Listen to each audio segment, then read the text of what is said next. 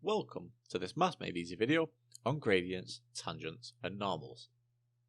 And in this video we just simply want to understand how to compare the tangent and the normal. So first let's just take an example gradient of a tangent. And the gradient of a tangent, well, we'd simply define that here.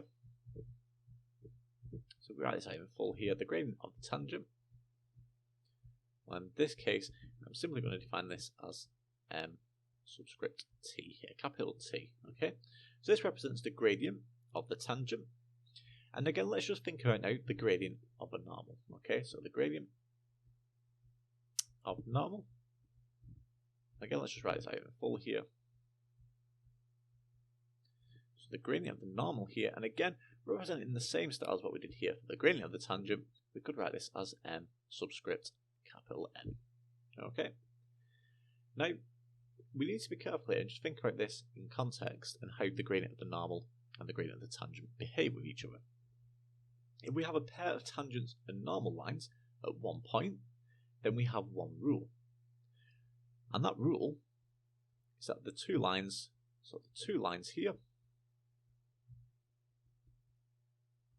must be perpendicular. They must be perpendicular.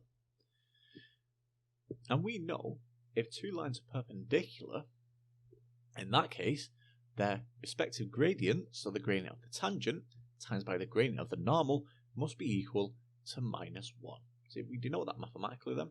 So therefore, the gradient of the tangent, m subscript capital T here, times by the gradient of the normal, which is m subscript n, must be equal to -1 there.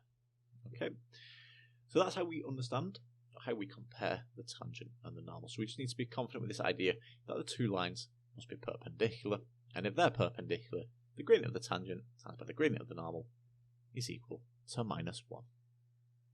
And that concludes this Maths Made Easy video on gradients, tangents and normals.